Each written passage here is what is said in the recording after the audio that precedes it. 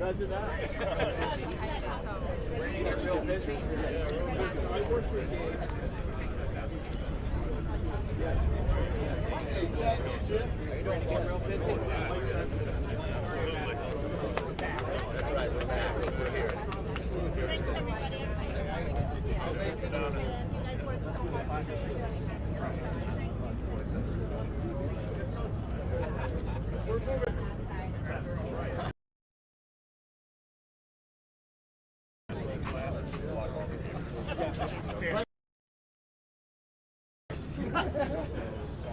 Don't trap this stand.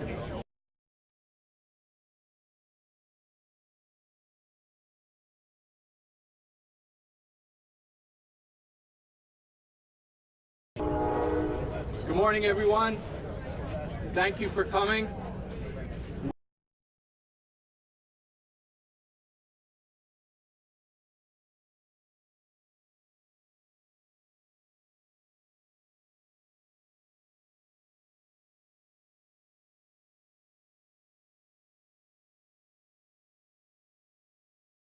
Ned Lamont. Good morning, everybody. Hey, Mike Pastro, it's a lot better day than last time we were here. And I'll tell you what it means. This is a really good day for New London. This is a very good day for Connecticut. And as Dan McKee will remind us, it's a really good day for our entire region and what it means in terms of energy prices. You know why? Jimmy Kimmel is back and Revolution Wind is back. And let me tell you what that means. That means jobs. All the folks right here with the trades, thank you. We're getting back to work. We're here on City Pier because State Pier is piled up with all the turbines ready to go. They're going to be going out and start the installation tomorrow. So we have a lot of catching up to do. This is a big day for consumers because this is a way that we bring down energy prices. Something we're talking to the Trump administration about every day. We need more energy here in the ISO region, our entire New England region. This is going to represent 720 megawatts. This is going to represent 350,000 homes. When these wind turbines are spinning in less than a year, it's going to bring down the price of electricity because it brings down peak pricing during the winter months, which is the most expensive time. This is a big deal for business. So it's good, isn't it, Joe? We can say it's a good thing for labor and a good thing for business. And hey, Katie. It's a big thing because, look, businesses want to know certainty. They want to know what our energy is going to look like, not just for the next few years, but years to come. And this is a big building block in terms of what we got to do. And it's also really important in terms of business. I mean, I know about the art of the deal. There's also something called a deal is a deal. And Joe Courtney will tell us that we went back through all the permitting, going back many years in terms of even the first Trump administration. And business likes to know that they can count on a contract and that a contract is a contract. That's what this is about. That's what that court case was about when they said it was, incredibly arbitrary and wrong. That's why we're opening up right now. But I want to leave you on a positive note as well. We're working very closely with the Trump administration. We're doing everything we can, not just right here at State Pier, but what we can do to add on additional energy across our region. That's all the above from my point of view. I'm talking to the Secretary of Energy. I'm talking to the Secretary of Interior, doing everything we can to get not just wind power and solar power, but also what we can do in terms of natural gas, what we can do in terms of nuclear power, because if you want to bring down the price of electricity, you want to make sure we have a reliable and stable grid. We got to bring in more electricity, and that's what we're trying to do. This is a very important first step in terms of where we're trying to go right now. I know the White House has said this is not the last word, but I have a positive spin on that. That's because we're continuing to discuss how we work together going forward. With that, I'd like to introduce my very good friend, Governor McKee from Rhode Island. We've been working hand in glove on this and working on behalf of our entire region. Governor McKee. Ned, thank you for your enthusiasm, and anybody out there that could give Ned a little round of applause, please give it. To work with Governor Lamont on many issues, but this one we certainly have been, hooked at right at the hip together, because it's so important not only for Connecticut that this project moves forward, but the state of Rhode Island. And we know that energy is one of our, the areas that we need to address the most. So I want to thank the people who are banging that on that building over there right now. Those people who are actually, we're putting people to work at really good paying jobs, which is, I think, is a very important thing. Both here in Connecticut and Rhode Island. And our goal in Rhode Island is to do a few things. One is we want to build things that will pay dividends for decades to come and put people to work at good paying jobs. That's what we're talking about now that we got the momentum back and that we got people working on Revolution Wind. And we're going to keep that momentum here in the state, right in our region, in Rhode Island and in Connecticut. And working, again, I'll reemphasize what Governor Lamont said. We're having conversations with the Secretary of Interior. I've had multiple conversations with Ned. We're also working with our congressional delegation. Congressman Joe Courtney reminded me that he worked with Congressman Amo to turn back a piece of potential damaging legislation against the, and won. Thank you, Congressman, for that, which meant we keep the momentum going here on this project and many other things. So this is a win. We got to keep the momentum going, and it's a win on the fact that we're keeping people working and good paying jobs. It's a pocketbook issue, right? It's a pocketbook issue. People need to have the ability to contain and control our energy costs. When you talk about 700 plus megawatts of energy that the ISO and the regulators say we need to keep away from potential brownouts, this is an important issue. Let's keep people working. Let's make sure that we contain the cost of our electricity. And finally, not only Connecticut, but Rhode Island, I'll speak for Rhode Island, we've invested serious amount of dollars in our efforts on the wind industry. We see that as something that's very important. Look, we don't have an oil well around here. We're not going to have one. We don't have a gas line, but I'm with Governor Lamont. It's like we'll open up those conversations to make that happen for an all-in strategy. We have a great backyard called the Atlantic Ocean, and we're going to use it. And this is exactly what's happening here today. So it's a celebration. We got to keep the momentum going. We got to keep all the parties working together to make it happen. And one of those parties is our congressional delegation. So I'm happy to introduce Joe Courtney to the microphone. Joe, thank you so much.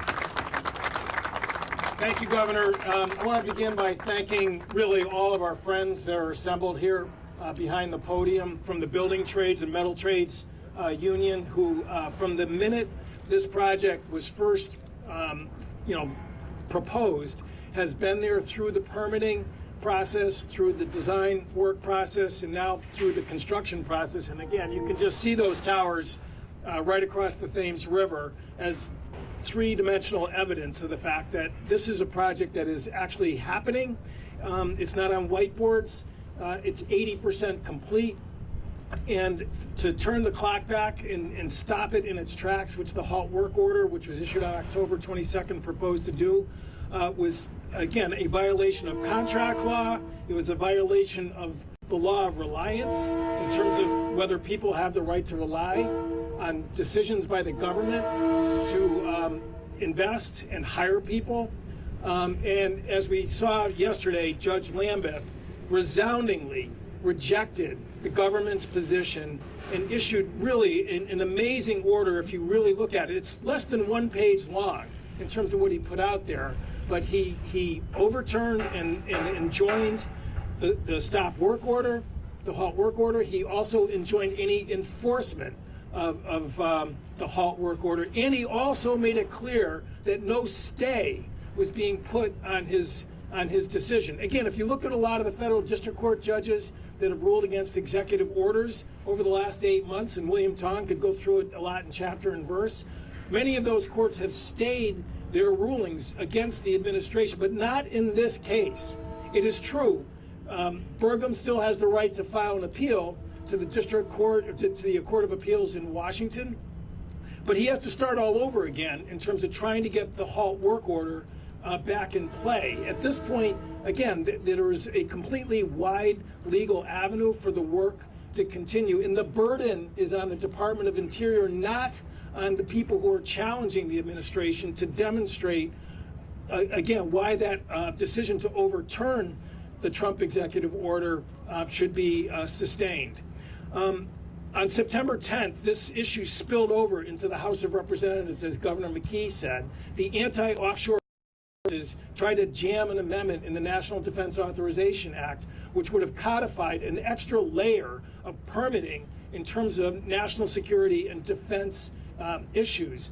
We, again, as a region, came together. Gabe Amo, Seth Magaziner, and myself led the opposition on the floor to that, and we won that fight 224 to 209, with, again, over the resistance of Speaker Mike Johnson and Majority Leader Steve Scalise, because people realized that we, as a country, need to expand our energy capacity, and that renewable energy is a huge part of the solution of that challenge.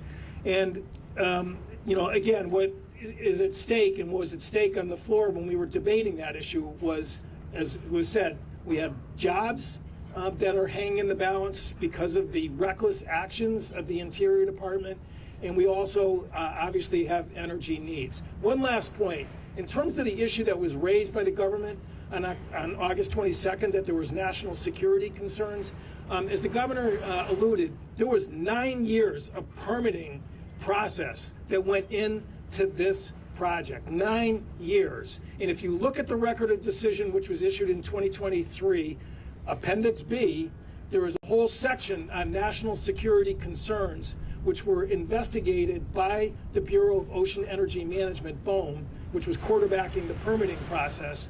The Air Force, the Navy, the Coast Guard, the Federal Aviation Administration, all evaluated whether or not there was going to be issues in terms of electromagnetic transmissions, which is the argument that people raise against offshore wind. And if you read the decision that was handed down, and if you read the letter from the Department of Defense, dated December 11, 2024, it stated that this project, quote, would have no adverse impacts to DoD missions in the area. Again, this question has been asked and answered already, and that is why we prevailed on the floor of the House, and that's why we prevailed in front of Judge Lambeth. We got to finish the job in terms of the courts and make sure that this administration wakes up and sees that when 80% of a $5 billion project has already been completed, to shut that off is just something that is not recognized by the laws of this country. And I want to thank again everybody in terms of who's here today that represents the rock solid support that we have politically, and that covers both parties and both states. And if we keep it up, we're going to prevail. Thank you.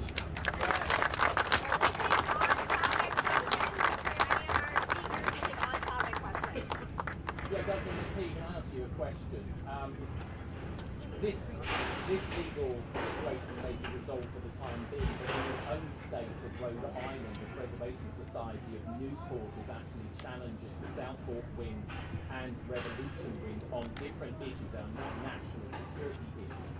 Can I have your response to that? Because those are still pending. Well, the response is similar to what the Congressman just said. Those issues have been debated and decided. So the people that are coming in for another shot, another piece of the action, they're going to fail as well, just like they did, when all the approvals were put in place. Do you have concerns at all, sir, that the Trump administration is known for retaliation? Could they come after Sunrise Wind next? That's forced its other project, which is coming out of here. Well, first of all, I think that we're interested in Revolution Wind right now in Rhode Island and Massachusetts. Second of all, those battles could come our way, but we're prepared to fight them. We're going to keep people working, making sure that we're investing in our energy. And we're going to, as Governor Lamont said, we're open line communication with Secretary Burgum and others. I've had multiple conversations with him as well as Governor Lamont. We're going to keep those conversations going and making sure that we're doing everything we can to work with this administration to provide what our communities need, what our states need, and that's what we're going to do. The point of asking is that behind your estate here, there are pieces of Sunrise Wind there. So obviously Austin are stepping up, I'm guessing, to try and make sure that one, they catch up on delay, but also perhaps preempting a possible stoppage, as I say, by the Trump administration on that project, which hasn't actually really started. Well, again, we're going to continue to support energy in this area, and the Sunrise project is one that we want to see happen as well. And if I'm asked to weigh in a way to be helpful, I'm going to do it as governor, to support our bordering states to bring energy at an affordable cost to the people that we represent. For Governor Lamont, I believe you said yesterday that you had conversations up to and including this weekend. Can you say who were those conversations with, and did you get any more clarity on this question of what the federal administration might be asking for in any potential deal to start work on the project? Yeah, we've had, as Dan said, extensive conversations with Secretary of Interior, Secretary of Energy, folks at the White House, trying to do everything we can to get Revolution Wind going and see what a broader energy agenda is. So we've had very constructive conversations, as I alluded to before, in terms of what we want to do next. I think at this point, we're going to wait to hear from the administration in terms of next steps. But I think, one step at a time. I think what they see in terms of wind, what they see in terms of nuclear, what they see in terms of gas, we're sort of working together to make sure our energy future's, secure. And I don't know. I love that. That to me, that's the sound of opportunity and progress. And I've heard me say this before, but my favorite Secretary of Labor was Marty Walsh, who famously said, I'm not really much of an ornithologist, but the crane is my favorite bird. And that's what I see here today. Does this order change your stance at all? Obviously, we're talking about broader energy policy, but it's centered on Revolution Wind. With this order sort of not just allowing work to go forward, but really raising doubts about the stop work order in the first place, does that change your stance about a willingness to budge for whatever the federal government asks? I don't think we're misaligned. I mean, we reached out to the Secretary of Energy within weeks of taking office, saying we need more energy sources and generations here in the ISO region, starting with Rhode Island and Connecticut. Wind is just a part of that. We've been talking about all the other energies as well. So we haven't changed our priorities there at all. We need more energy. That's how you will bring down prices to keep everybody hard at work. Have they made any explicit asks related to natural gas pipelines? As you know, the governors spoke with one voice. This is going back to Labor Day, but more recently as well, saying we want to work together. We want to work together in terms of natural gas and nuclear and other energy sources. And we will work together, and we'll work with the Trump administration on that. When the president says crazy things like the power will go off when the wind stops, how do you negotiate with that insanity?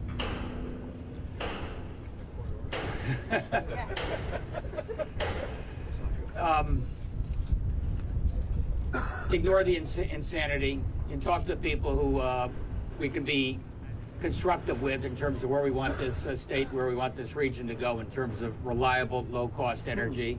And by the way, carbon-free, what's the matter with that? Secretary Burgum, though, has said... Can you give specifics on what the work will look like? Back up, last time we talked, there were workers that didn't know to get on the boat or not. Yeah, so we're pleased the fact that we're both Ned and I have been in contact with the investors in Revolution Wind, and they talked to me yesterday and said they're going to have workers in place very shortly, if not today. So we're very happy about that. We don't need people on the unemployment line. What we need people is out working, earning a good living, building things that are going to pay off for decades to come, and Revolution Wind meets that standard. Governor, how does Orsted feel about it? You said you talked to them. What is your general thoughts? Their general thoughts is to proceed and do whatever it takes to get that done, and to continue to do what Ned and I have said, just to work with the current administration to make that happen. We've gone over all the reasons why. 80% completed, 90% completed on the transmission line. It actually comes up into Quonset Point. And the fact that 350,000 homes are going to benefit from this in both our states, 700 megawatts of energy. These are all things that, as Ned has mentioned, that we're making those points with the administration. And I believe that in the end, that those points will win the day. That's what I feel is going to happen. Ned? With all of this and the month off, is there any indication that the overall go-live date could change, the timeline changing at all? We have some catching up to do. We want to get the installation vessel. We've got at least through the end of this year, so we got to make sure all that work. You guys know better than I do. I think we're going to stay on track. It was an interruption. It was a costly interruption. $2 billion a day. It's costing Orsted, but we're back. I would ask Mr. O'Connor from the Connecticut Port Authority a question about safety of the I understand, as I said, that Sunrise Wind elements are actually here at State Pier now. Can you just explain to us, is State Pier ready? Can they deal with this, extra amount of materials that are coming? Yeah, everybody that's working at the State Pier is aware of which components are stored where, how to work through logistics of moving components in and out. The Trina has some components for Sunrise on it right now, and remaining tower sections for the Revolution Wind project. So as the pier empties out for one project, you'll see it fill up for the next project. And then, that work is scheduled to carry us out into late 2027. And way before we get to the end of 27, everybody will know what happens next. And we might see Sunrise deplete the amount of material on the State Pier as it's built out, only to find out what's going to happen next is going to appear during that downturn. So we're working together to make sure that happens. Has this happened a little bit faster than what was possibly proposed because of obviously what's happened? The weather is now against Orsted. Obviously, they want to catch up. They've lost so much money in this. I think that the crews are proceeding safely. So there's not a rushing element to this. It does take so long to load a barge, send it out to a wind lease area, and then install the wind turbine itself in the location. Once that's installed, the wind installation moves to the next location. In the meantime, the barge comes back in for more material. But the team that's standing behind me that's doing the work is focused on making sure nobody gets hurt. Everything proceeds according to plan, and it's repetitious work. You're building tower after tower, and they have to pay attention to every nut, every bolt, every lift. I mean, we're talking about 3 million pounds of components on top of a monopile, and this team gets it right every time. So I'm proud of them for doing that. And the focus going forward by all the teams working together at the State Pier is on everybody's safety as we finish this job. Thanks. We got a wrap. Thank you. Questions for either governor?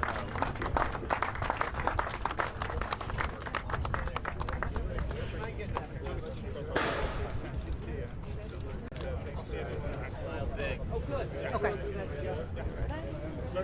See ya.